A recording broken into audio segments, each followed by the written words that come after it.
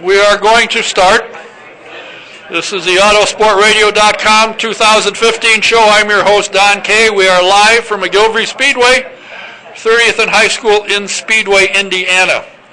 Now, if anybody is interested and likes to kind of gamble on the Colts, I have a book here that is put out by the Murat Firemen's Association.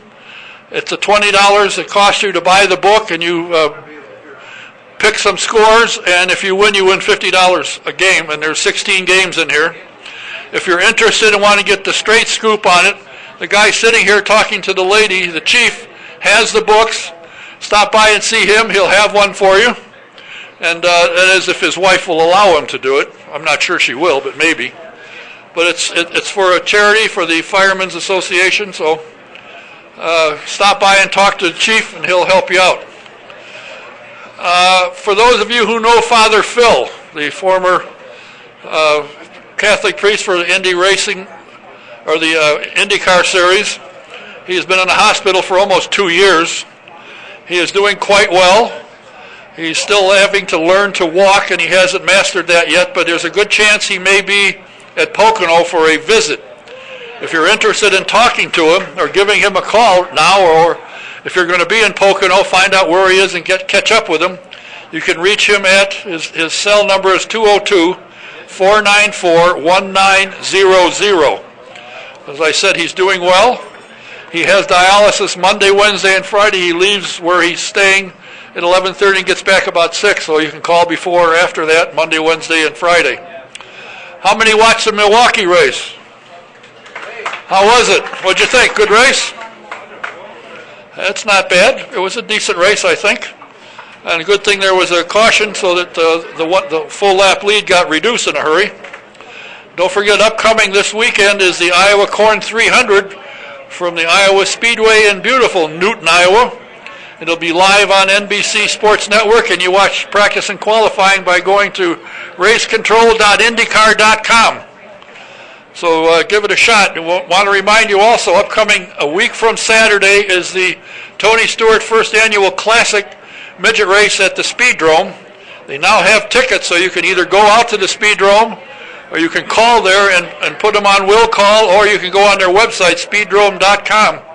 But things are picking up pretty good there, and it should be an interesting event, to say the least.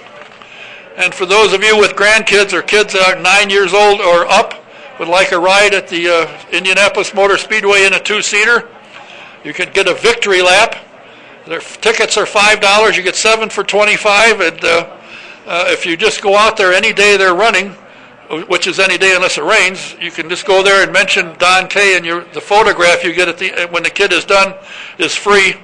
And if you're looking for a two-seater ride, you can call over to Racing Experience at 317-243-7171, extension 106.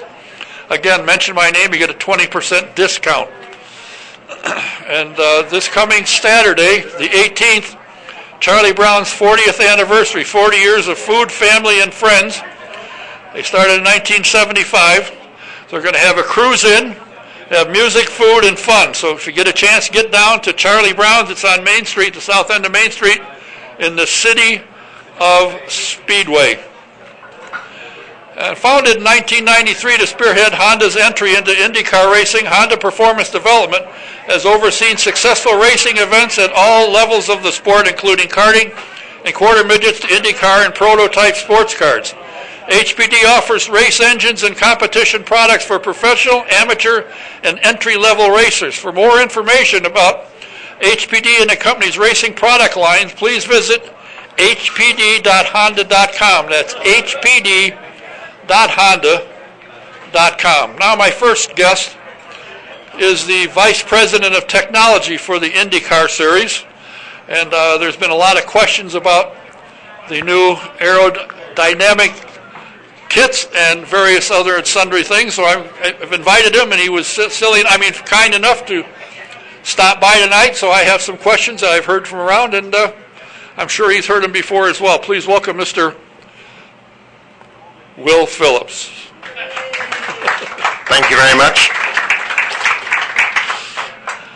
I don't know what you heard, but I heard from race drivers from not many years back, from fans from all over the country saying the race in Fontana was probably the best race in the history of IndyCar.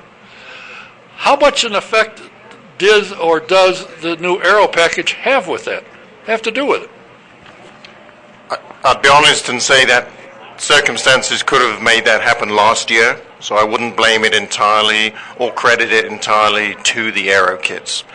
One thing we are finding is on the high-banked ovals, particularly whether it's the short one coming up at Iowa or Fontana or Texas, the sensitivity from the car to those types of tracks is difficult to put your finger exactly on the pace you're going to have. Temperature, cloud cover, so the track and ambient temperature having an enormous impact on the grip level and tire degradation that we're seeing. The aerodynamic kit came out just before the 500. Do you think the teams had enough time to test and work with them to try and figure the things out so that they understood how they worked? I mean, it seemed to me, in my opinion, they should have had a lot more time to test it. I would have thought IndyCar would have said, knock yourself out to try and figure it out. The road street course kits, they came out March the 1st. The Super Speedway kit for Indy, that was April 1st, but there was no availability to get on the track at the Speedway. But prior to the infamous Elio trip through the air, we had some 36,000 miles of testing on it at that point, and that's no small number. Now, I saw the release from Honda by Mr. St. Cyr, I think his name is, in which he listed the number of hours and time they spent testing their aero package in every conceivable direction of the car, including going backwards. And they determined, of course they did it on a computer or in a wind tunnel, and they felt without question that there wasn't a problem with their car becoming airborne. However, when Chevrolet was asked about it, they refused to comment. They didn't say, well, yeah, we tested, we spent 5,000 hours testing, but they wouldn't comment. They didn't say boo. Well, part of the aero kit regulations, the manufacturers had to verify that in various yaw conditions, so when you start to spin at 90 degrees of yaw and at 135 degrees of yaw, the manufacturers had to certify that their car was safer than the previous year's Dallara aero kit specification. And both Honda and Chevy did that successfully. Neither manufacturer prior to Elio's trip had previously tested the car going backwards. That was a phenomenon that we'd not seen like that, and subsequently from the Thursday when the first incident happened, I think Honda alone have some $300,000 invested in the safety investigations that are based around a backwards direction at this point. I would assume you have seen, there is some information floating about, which I believe has been sent to you, I would think anyway, sent to you, a way to perhaps stop that from a car once it hits a critical angle, that it can be prevented from going airborne. Have you seen that? We've had various suggestions that get sent to us. We have to base our decisions on testing that we can verify and carry out. Subsequent to Indy, we obviously, as visually has been seen for Texas, we implemented the front, the filling in of the rear wheel guards, if you like, with a bluff panel. And that helped raise the potential takeoff speed for that event. Texas is slightly different. You have the loading provided by the banking that actually keeps the car on the ground. It wasn't, there was no incident to compare it to, but Fontana, we had at the end, when we had two cars collide, Ryan Briscoe and Ryan Hunter-Reay, we did have an incident with Ryan going airborne there. But when you slow down and go back through all the video footage, you see the right front wheel of Ryan Briscoe's car is up on the left-hand side pod of Ryan Hunter-Reay's car. And you start to understand the circumstances when you've got a 20-25 degree lateral angle. You can understand why the air can get under it, and it did. So We do our absolute best to check as many scenarios as we can, but we can't, and we have to accept that we can't check them all. Well, I've talked to one of the gentlemen who has submitted, I presume, he said he has a possible solution, something he claims, or told me that he has been talking about since 2006, I believe, because he's been concerned about just exactly that.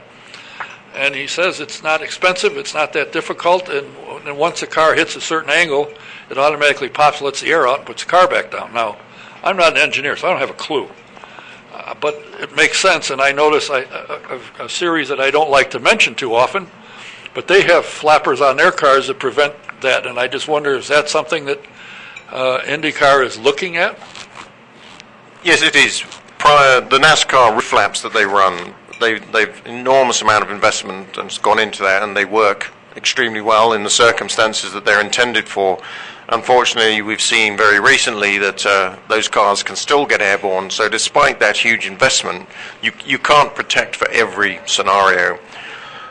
Post Elio's trip through the air, we did make and had ready to test for Carb Day a couple of devices that would have been deployed on the lower beam wing that's at the back of the underwing, right below the rear wing. We chose at the end of the day, we had two sets of the kits made, one for each manufacturer to try. But we decided at the last minute that the risk was greater than the potential reward for introducing something that late into the race, or potentially just on Carb Day and then running it in the race. Subsequent to that, we are working on a program that's continuing to test that, and we should know in the next couple of months whether that's likely to be successful or not. Overall, is the series happy with what Honda and Chevrolet have developed, and are they going to be allowed to make more than, I think they're allowed to make 3 area changes in any 1 year. I don't know if they've made 1 this year, so they only get 2 next year. But are you happy with what it's produced, and if not, will they get to make an extra change or 2 just to try and make it better? Certainly we were very pleased that there was some diversity between the 2 cars. Not just the center engine cover, the visible difference between the Honda and Chevy, but the concepts between the 2 of them were quite significant. Any car at 230 or 40 miles an hour, it is difficult to spot the differences, but in principle we were pleased with what they came out with. We were disappointed with the amount of debris that we had over the first few events, so we stepped in and made them make changes to correct that. Subsequent to that, going forward for 2016, the regulations stipulate that the manufacturers are allowed to modify or make changes to 3 of the 7 volume boxes that are still available for them. Both of them are able to do that, and both of them are currently working on doing that. There is also a clause in the regulations that allows, if there is a difference in performance that we deem is detrimental to IndyCar, Regulation 9.3 from the Aero Kit, we are able to step in and allow some additional change. So that's something that's being studied right now. The last couple of events, Honda have closed the gap, but they're still behind. But without a doubt, Chevy have had a march on Honda so far this year. I kind of wonder if, I know Honda and Chevy were working on the Aero kits, and when it was decided not to come out until this year, Honda stopped. And they put their funding into other projects, whatever it was. I don't think Chevy did, so they kept developing, whereas Honda had to catch up. And I think, as you pointed out, they're starting to look a little bit better. They're starting to move up a little bit. Graham is looking good. And Ryan was looking really good until the last 2 races when he could have been up there for Honda. Somehow he ended up against the wall or upside down in the first incident. But basically, you're happy with what these 2 manufacturers came out with, and they accomplished what you had in mind when you said, let's have Aero kits. Yes, the idea of the Aero kits was to provide each brand with an identity that fans and could get behind and support. They could actually visually identify that's a Chevy or that's a Honda, other than just looking at the sticker, or if the engine cover's off, looking at the engine that was in there. So in that respect, yes. Have we marketed it well enough? Always can be better, but it did provide a good impetus for focal attention and talking points. So a step in the right direction. Took a long while to make it arrive. It's talked about, was due in 2012 initially when the first concept of the DW12 came about. So to finally get it here in 2015 was, I was very pleased to see. Now, initially, as the Vice President of Technology, a lot of your technology and knowledge was involved in the engine. Are you still overseeing all of that? And at one time you had three guys, one with Honda, one with Chevy, and one with Toyota. Well, of course, Toyota went bye-bye. So now you have two guys that follow the engines around and keep an eye on it to make sure that they're not pulling any shenanigans? Absolutely. We have my English colleague Trevor Knowles was Director of Engine Development. He left just over a year and a half ago. He's been replaced by Marvin Riley, who's doing a fantastic job leading that engine side of it. He has three guys that report to him at the racetrack, and their job is going around each manufacturer, making sure that the engines are sealed, the right engine is in the right car. The ECU calibrations for each event get changed. They have to be programmed when there is push-to-pass available, when there isn't. So that group is still strong and growing. On the aerodynamic side, Tino Belli joined us about 2 years ago, 18 months, 2 years ago, for preparation for the aero kits. So to go along with that, the technology side, we scan and take, not to every race, we don't publicize prior to the event when we're taking and what we're going to be scanning, but we brought a new technology into the scrutineering of race cars here in IndyCar by introducing that this year. And we'll have that again at Iowa this weekend. You're not letting anybody get away with anything. That's no fun. They still try. Oh, I'm sure of that. How technical is the inspection of an Indy car? When it goes through the tech, how close to the measurements get, or how close do they get? To the hundredths of an inch, a thousandth of an inch, a quarter of an inch, what?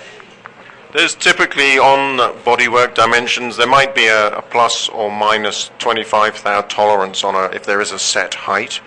If you just have a maximum height and there's scope for the suspension adjustment to be shorter wheelbase or less, then we don't worry about checking to see what that number is. We basically look to make sure that the correct components are being used.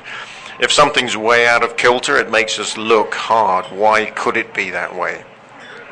Obviously, things like weight, we take a close look at. The driver ballast to try and eliminate the advantage or disadvantage that a light versus a heavy driver might have. That's something that's constantly scrutinized and close attention is paid to. Anything fuel capacity, if a car suddenly manages to do 3, 4, 5 laps longer than anyone else, or even 1 or 2, we automatically earmark that car down and inspect its fuel cell post the event. So we chop and change what we're going to look at. Some of the core basics are always there. But if we made it too easy for them to know what we're going to check, then they'd start swinging stuff by us. And you're telling me that from time to time somebody will try and sneak something through in this day and age of electronic calculations? It's competition. That's their job. Each team that's there, each engineer that's there is trying to make their car win. And we have to expect that. So we do. And most of us that are involved in the competition now on the scrutineering side have been part of a race team, and we know what they get up to. It always occurred to me the best guy to get in charge of checking cars is the guy that used to be able to get away with making some changes that he didn't get caught at. So that makes sense to me. You've got also, among other things, even though some of the cars have flipped around and flopped around and so forth, with the exception of James Hinchcliffe, these cars have proved to be quite safe for the driver. I mean, the drivers that I've talked to said they have no concern for serious injury with these cars, and so far they've been proved to be right. It's always disappointing when someone gets injured in the way that James was. It's the 6 millimeter thick Xylon panels that are virtually bulletproof. It was penetrated by a suspension component, and that's really disappointing that happened. We've made changes since then, and we now have a whole host of small modifications that should prevent that circumstance ever coming again. But it just does show you how much of a challenge the safety aspect is. You can't sit still. Every time something bad happens, we learn from it and we try and make or apply a change as quickly as we can to at least make sure that the same thing doesn't happen again. I noticed in Ryan Briscoe's mishap in Fontana, I believe it was, a wheel came loose. Now that's not supposed to happen. How did it manage to get itself loose? Well, the left front wheel was still tethered, and that although it was loose, it was flying around. It didn't have enough length to actually damage or touch him. Close enough that you're worried about it. It's a heavy piece of kit, and after surviving a horrific accident like that, the last thing you want is the tire to bop you on the head. It's sometimes these incidents have so much energy that you can put any device on there, and you can't guarantee in every circumstance. But as long as we don't leave things on the table, we don't ignore opportunities to learn, then as a group we have to be in a position that we can go to sleep at night thinking we've done the best job we can. Is there anything on the horizon now? They're already looking about into designing a car for 2018, I believe is when they want to bring it back.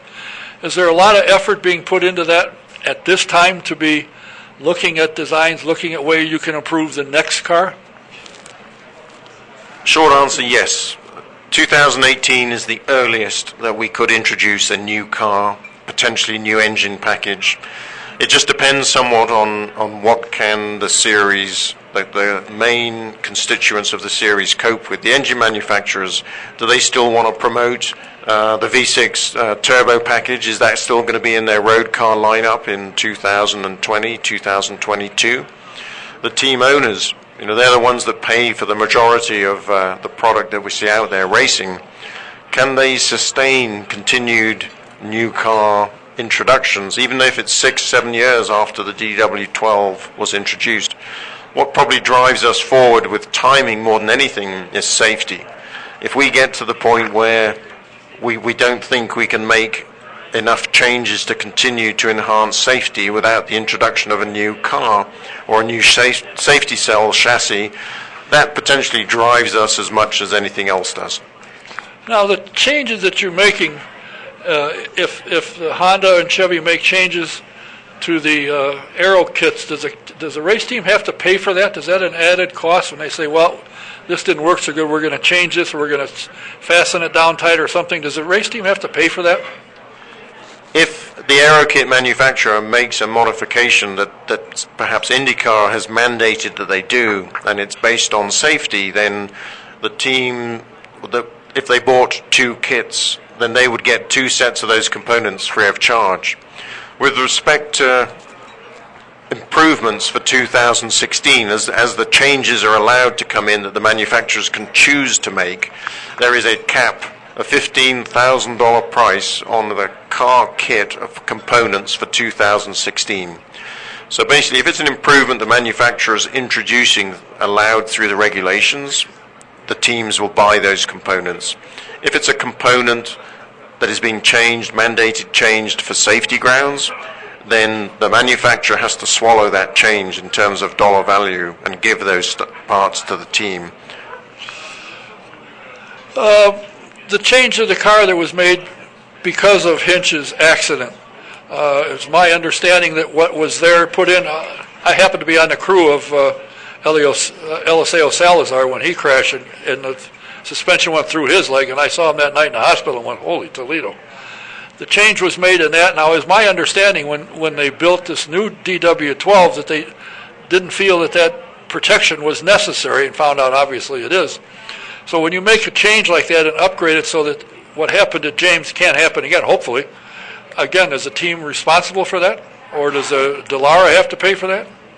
Some of those, the cost of those changes was actually very small. Some of the changes that we instituted immediately for the 500 itself, they were actually paid for by IndyCar.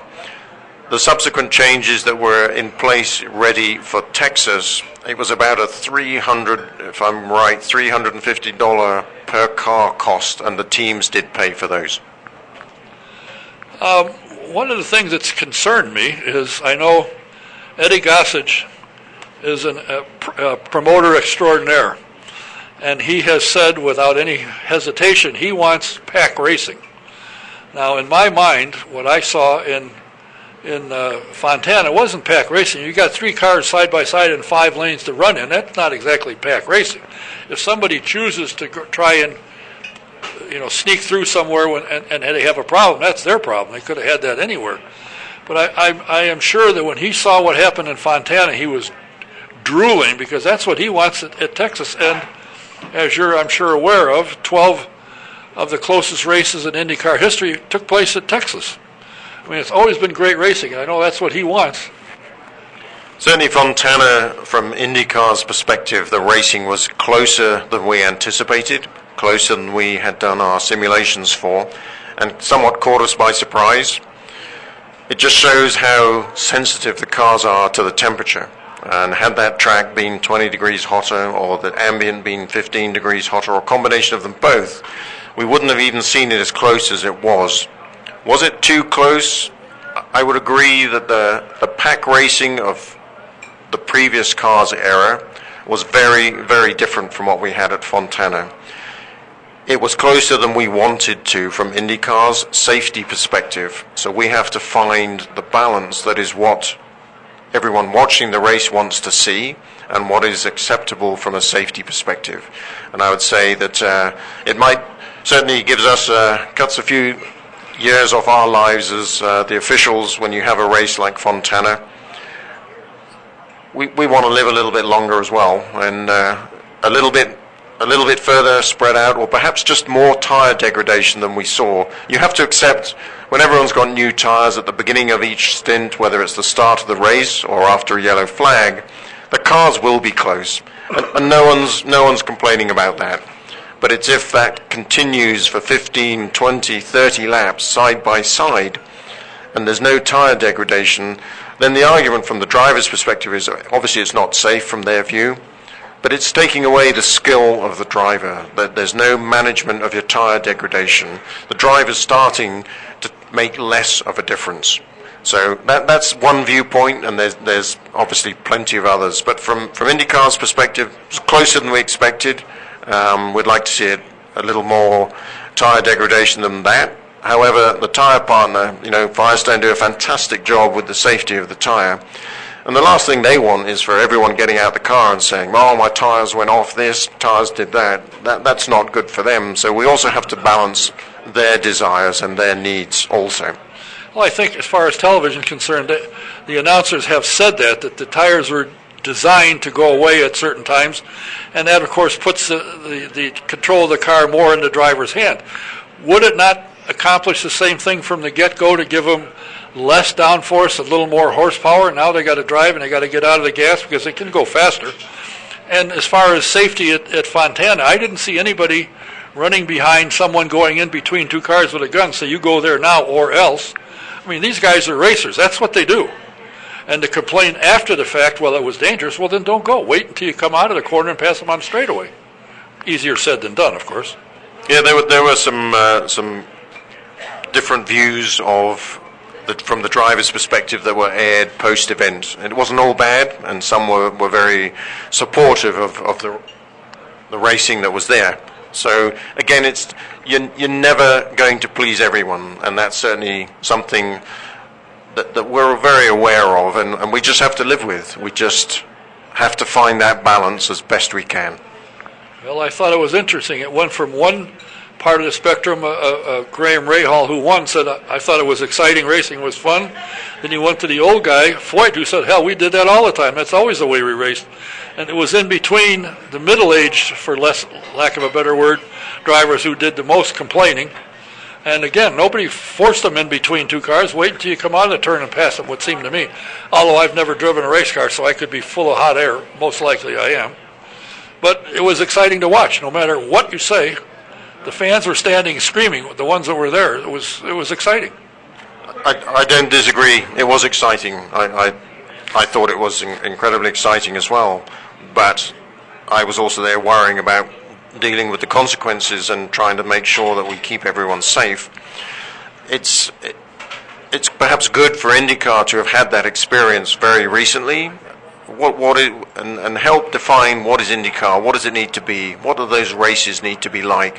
It doesn't have to be every race, but the high bank tracks are the hardest ones for us. They always have been, and that's they provide us, whether it's Texas, Fontana, Iowa, even though really Texas and Iowa are the high bank ones, they're the biggest challenge to get the specification right. If you have them too strung out, it's a poor show. If the tire degradation is too high, it's a poor show. But you set your downforce level and have a cool, calm, no windy day, and suddenly it's packed up closer than you think, which is basically what happened at Fontana. Well, I got to think that in your position, you have to look at everything. I mean, you obviously, an IndyCar wants exciting racing to get fans to come out or to watch, but then you've got to take the safety aspect into it as well, which creates another problem that you got to look at. And then I don't know if you saw a replay of the telecast, but the two Formula One announcers, one Steve, whatever his name is, has never seen an IndyCar race on an oval, and he liked to jump out of the booth. I mean, I think that was probably, he'd never seen anything like that. And at the end, if you watch it, when Ryan was running low, and he kept saying, stay down there, Ryan, you can win, don't come up, stay. He really got with it. And to me, that said something about, here's a guy who broadcasts racing, who broadcasts entirely road and street course, had never seen anything like that, and he seemed to just enjoy the living hell out of it. No, they did, and some of them do a great job and get excited, and they hold our destiny sometimes in our hand. If they sell that sport well and get in there and excited, and it doesn't matter whether they make mistakes or not. There's old Murray Walker in the UK with Formula One coverage. He would always make mistakes, but that was part of the entertainment he provided. But because he was 100% believer in the sport, and he loved it, and he was emotional and excited, and that's what those guys do when they're doing their job best. Well, they sure did, and they convinced me. I'm going to watch the next race from Fontana. I'll be there. How many changes you have to make when you go from a 2 or 2.5 mile racetrack to a 3/4 mile? Is there a lot of the aero package change dramatically? The downforce going to change? Have you got the tire degradation set so that it will let the drivers do a little more driving? How much changes are upcoming for the short track we're running on this coming weekend? Well, there's a lot of changes, even from Milwaukee to Iowa, both a mile and then 7/8 of a mile track. Completely different tires on the car, different construction, different compounds, because the loading from a high-banked track at Iowa to a flat track at Milwaukee massively different. Suspension is common for all the cars, all the tracks, but you have adjustments that you can make. The aero kits are different between the road, street, short, oval. They run one set of rules package components, and then the super speedway. So you have Texas, Fontana, Pocono, and Indy, but Indy has one unique difference than all the other tracks with respect to the aero kits. It does have its own specific rear wing. Well, I'm glad it's your job and not mine, because I sleep very well.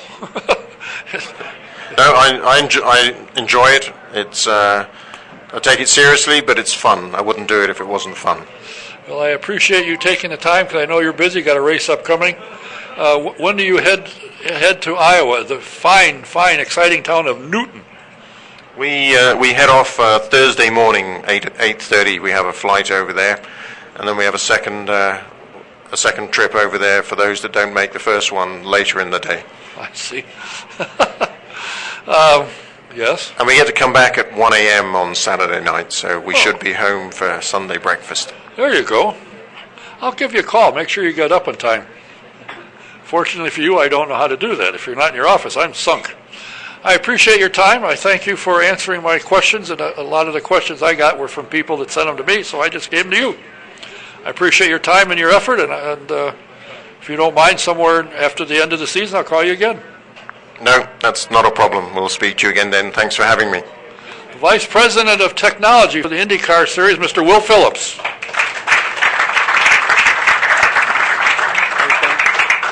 Thank you, sir. Appreciate your time. Thanks. All right. Sam Pierce Chevrolet in Daleville, Indiana. You got to come to the country to see why the best prices are, in fact, in the country at Sam Pierce Chevrolet. You'll also see why he is always at or near the top in customer satisfaction rating. You just take I-69 north to exit 34. You go south 1 mile, and you won't miss him. He is right there. If you have any kind of embroidery needed for Irma or for a race team or a bowling team, Irma Bowling would be nice. All you have to do is contact Stitches 2 in Gasoline Alley. Give Fran a call. She'll help you. Just get it there, sail it, send it, mail it, drag it, put it in the back of a truck. However you get it there, Fran can help you. Give her a call. Her number is 317-271-3444. And the next upcoming event for the SVRA is the 23rd to the 26th, which is this weekend, for the U.S. Vintage Grand Prix at Watkins Glen International Raceway in Watkins Glen, New York.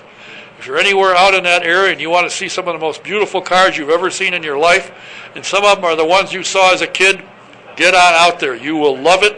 It's a great event, great cars. You'll have a good time. And if you are a vintage fan, do yourself a favor. Go to svra.com and hit the subscribe button and subscribe to Vintage Racing Quarterly. It's a first-class magazine. It is absolutely beautiful, and you will enjoy the living heck out of it.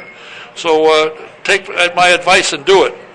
svra.com and hit the subscribe button and subscribe to Vintage Racing Quarterly. And if you're looking for insurance for your home, your car, your health, do what I did. Go to see Mike Pardee at VP Insurance at 5004 West 16th Street in Speedway. He'll give you good coverage for less money, and it's better coverage than you had to begin with. And anytime you have a problem, Mike is there to help you. Give him a call. Find out if I'm correct. His number is 317-248-0070. That's VP Insurance, 317-248-0070. Now, my next guest is making eyes and gaga at goggles over here. But he is the co-founder of IRMA, which is the Indiana Memorial Racing Association, in which they are putting plaques up around the state of Indiana for drivers and events and racetracks that are of historic value to the state of Indiana. He is a PhD in something. He told me what it was, but I didn't know. He has more designations that almost the entire alphabet follows his name. So I got to find out about that. And just the other day, the governor of the state of Indiana, a gentleman by the name of Mike Pence, appointed him as to a 3-year term as a member of the Serve Indiana Commission. I got to find out if he's going to serve beer or what are you serving. Please welcome the co-founder of IRMA, Mr. Mark Essler. You are a PhD. Can I call you Mark? You can. Okay, doctor. Thank you. If you remember to. What is your PhD in? Obviously not motorsports. In curriculum and instruction. What is curriculum and instruction? Can you get a PhD for anything? That's a good question. I just thought so. Okay. How'd I do? You did well. Thank you. Except you don't have the answer for it. No, I don't. No. Do you? No. Oh, all right. Well, skip that one then. Okay. All these designations, do you go to school for those? Do you get those through good deeds? How do you get them? Professional development programs, professional associations. Can I assume that the majority of your career has been in education? Yes. What do you do 9 to 5 now? I teach at Indiana Wesleyan University in its adult and professional studies program, which is basically facilitating courses for working adults. Also teach online with United Methodist Communications in the area of stewardship and communicating faith through social media. And that's my primary job at the moment. Is there any hope for me? There's always hope for everyone. How about Mr. Connected over there, Mike Smith? Is there any hope for him at all? He is hope. Oh, boy. He must have bought your dinner. He told me you were. So much for hope. What's next? Oh, well. Now, anything you have done in your entire career has nothing to do with racing. Anything? What? You're on the festival committee. You're on a number of committees to do with the race, but you're not Nothing. You've never driven a race car? You're not no, a mechanic? No, I've not. I've just been a fan. I've attended every race at IMS since 1965. You and I were there. I was there the year before. Okay. I was looking for it. I didn't see it. I didn't see you either. That's I was hoping to get on your show then, but it didn't exist. Well. Yeah, I started out as a fan, and that's the basis of my involvement and taking it kind of the next level as opportunities would present. And so, just like everyone, just a fan that loves Indianapolis. What gave you the idea with your cohort to start the Indiana Memorial Racing Association and put plaques up around the state about various historic people, events, and places? Yeah, it was a conversation I had with my co-founder, Brian Hassler, whom I've known for 39 years since we were students at Indiana State University. He's also an avid race fan. I had been to the site of the Wilbur Shaw and others' plane crash near Decatur in the small town of Petersburg. And I thought it would be fitting coming up, which last year was the 60th anniversary of that crash, to have a memorial there. I was discussing that with Brian, and he said there's so much more we could do with that. He really took my idea and enlarged the vision and speeded it up. He said, Indiana has such a rich racing heritage, we should be doing markers at various places. And he checked with the Historical Bureau, which does the markers that you see around. They do a broad stroke of subjects and areas, and they were only going to do one other for racing. One's at the Speedway, and another one was going to be Carl Fisher's homestead in Greensburg.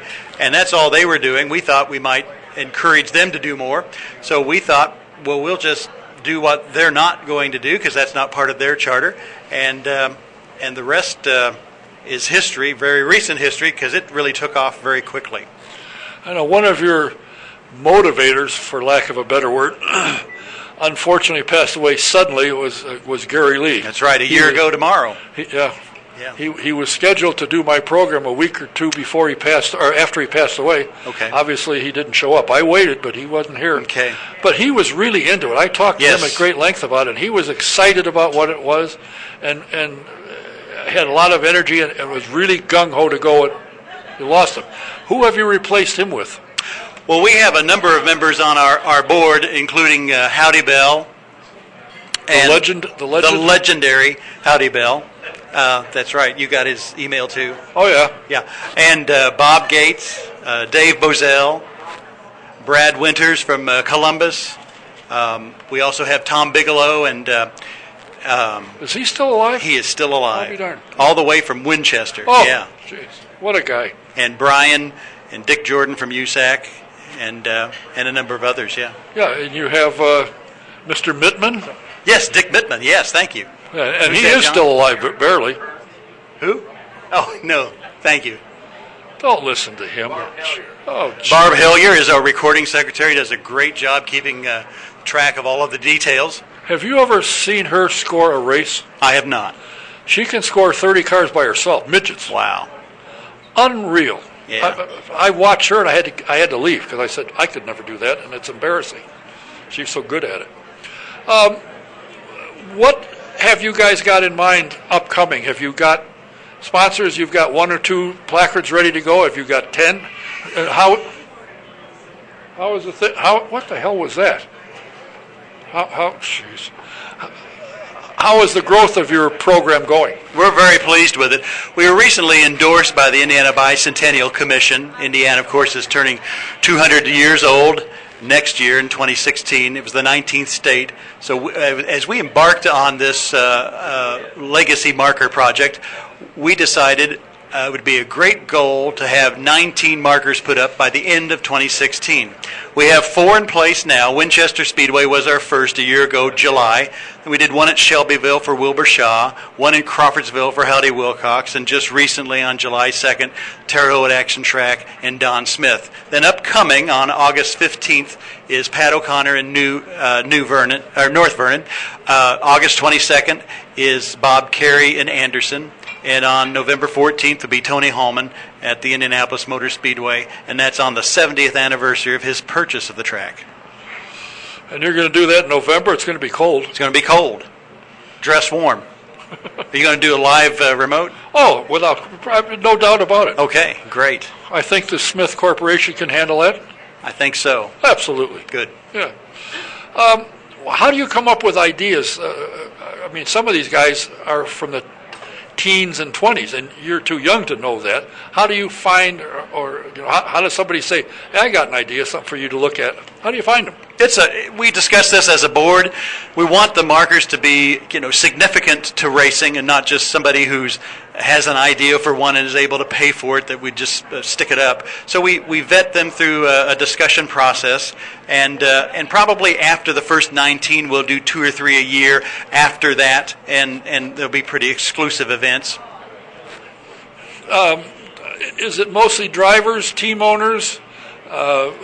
Like Jungle Park. Are you going to do anything at Jungle Park? We are. We're planning to do Jungle Park next year.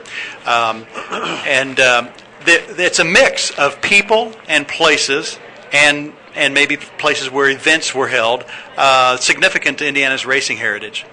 Then I assume across from the Speedway, where the IndyCar offices are, is where 16th Speedway is. You're going to drive one in the parking lot? Well, we hadn't talked about 16th Street Speedway, but that's an interesting idea. I've got a lot of interesting ideas. Most of them you go to jail for. But okay. Who funds these various placards? Are they done by city? I think a city did one or helped. Right. City of Winchester did the one at Winchester Speedway. Then in Shelbyville, we had the cooperation of the mayor, and I think some individuals contributed to that. City of Crawfordsville paid for that one. In Terre Haute, the Smith family were sponsors for that. Tony Holman's is being funded by the Holman Memorial Way Foundation. We have sponsors that want to get involved and put it together for us. Are you well enough known now that people are contacting you and say, here's something in our area, was a famous driver or something, that you're now getting contacted by people to help you out? We do. Our various board members do. We do as an organization through our Facebook page and our website, and it's really exciting. And that's what we hope to develop beyond the legacy project of the 19 markers, is to have an interactive website where we might even be able to show where these markers are, and you might scroll over it with your mouse and be able to add comments about your memories of it.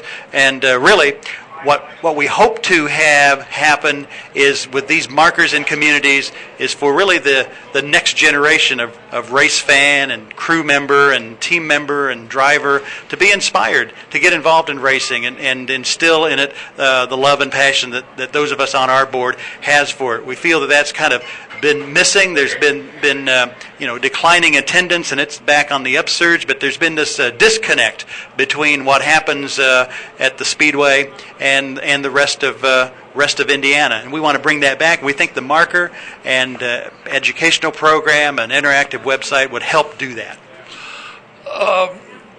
Have you, or do you, or will you go to a cemetery where there's a famous driver or car owner or somebody that's just got a little thing that says, Joe Schmutz?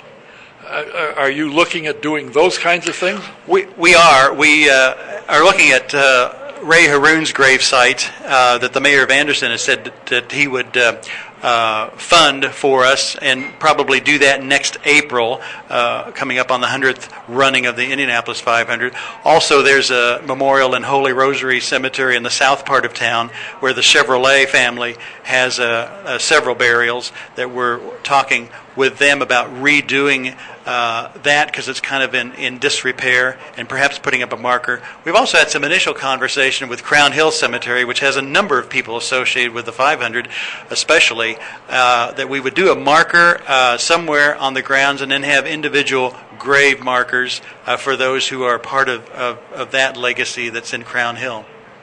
Very interesting. I think, having talked with you during May, it took me 3 days to recover, I might add. I know, but Mike was with me. That's the other problem. That was an extra day. And I found out that you now are a sneak. I didn't know that. I thought a PhD can walk in anywhere. No, somebody you got to sneak into.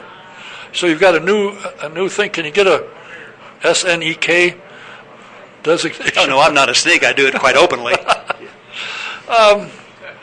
I find it interesting that where your life has led you and has helped so many people, kids, educate and get up through their head that you can learn. All you got to do is put forth the effort to learn. And here you are involved in motorsports. I mean, it's like you got nothing else to do.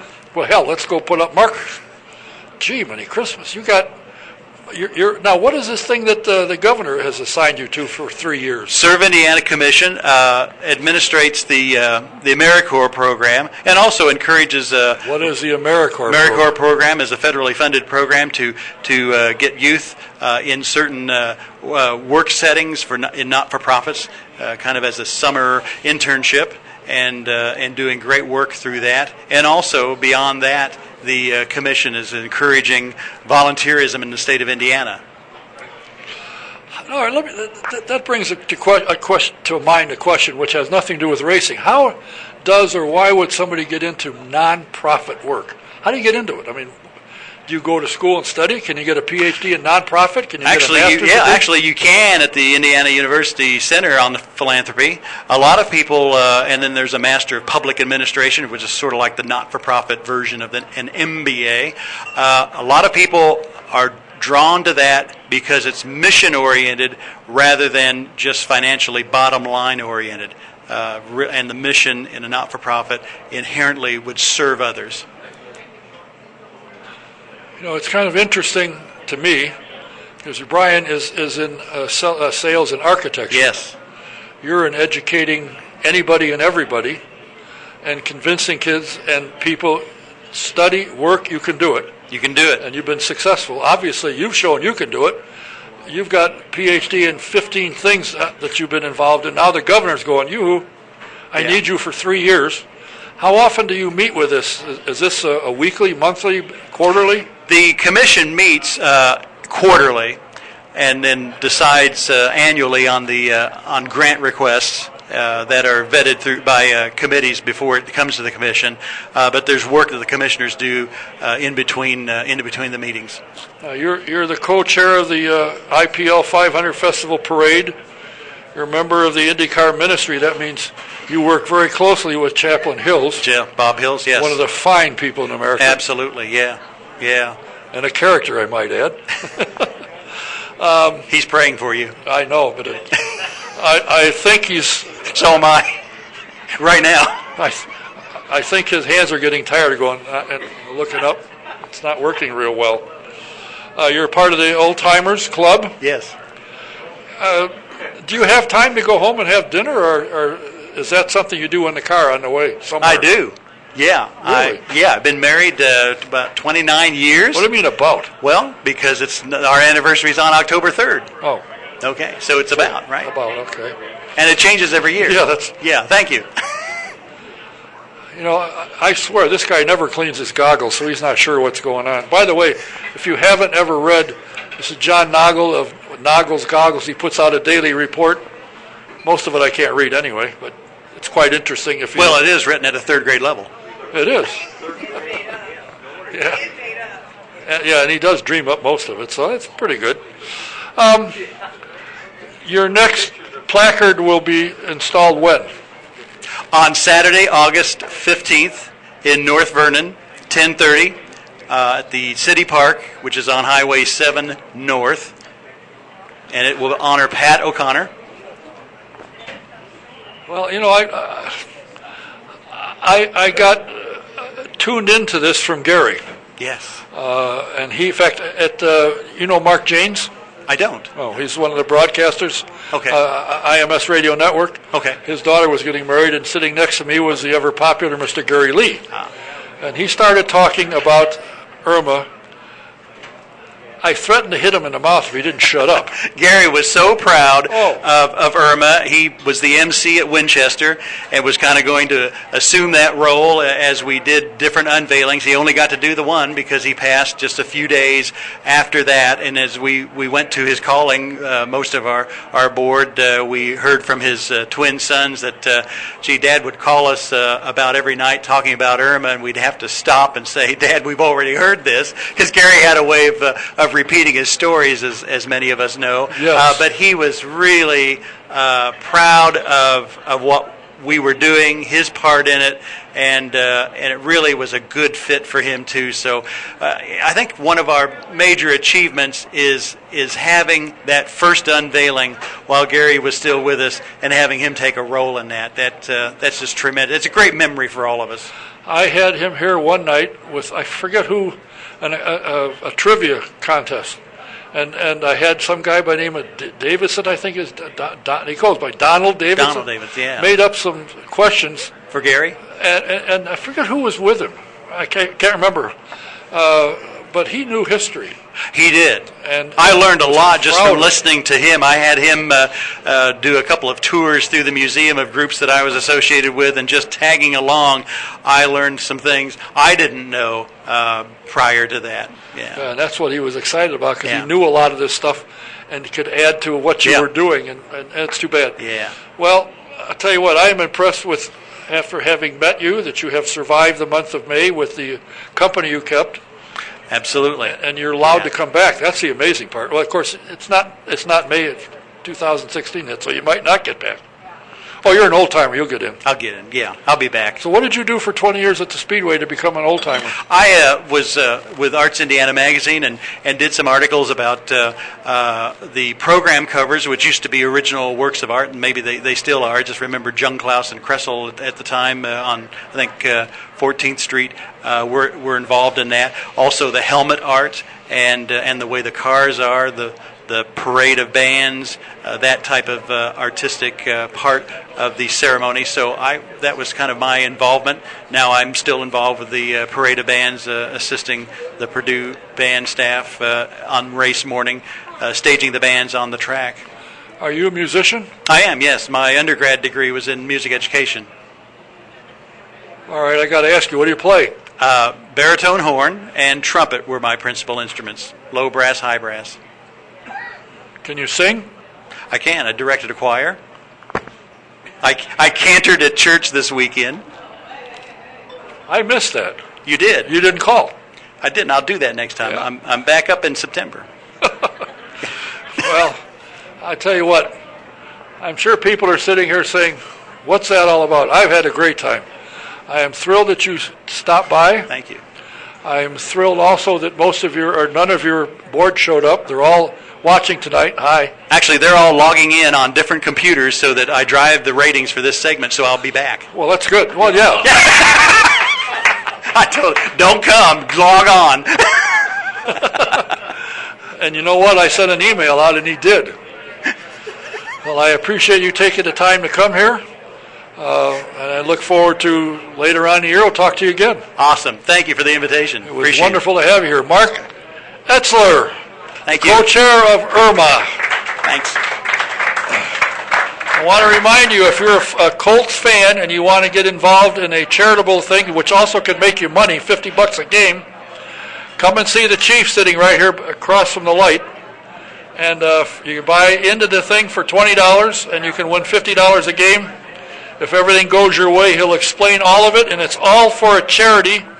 The Murat Firemen's Club is a charity. It's a good cause. It's fun. If you like football and the Colts, you can't miss it. So come and see the Chief. Till next week, we'll be here same time, same place.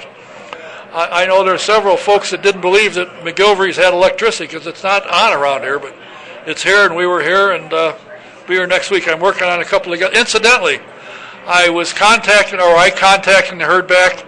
James Hinchcliffe will be here. He has a surgery scheduled at the end of the month, but once he's through with that, he said he will be here. So we look forward to that.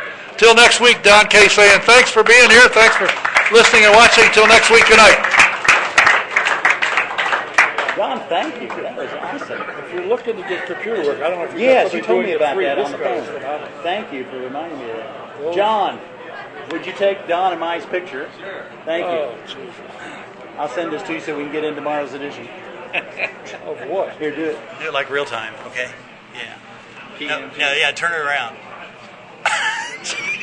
No, there it is. Jeez, oh my God. Hey, I got an old people's club. Okay. Oh, you got the Mike Smith model. You got the Mike Smith model. No, I don't. Let's look at this one. Okay. He's got a flip phone. Mine's, Oh, wow. mine's a slider. Oh, a slider. Yeah, that's what she he's been said. to White Castle before. Okay. Okay. This way? Yeah. Horizontal is always. Wide angle for Don. Okay.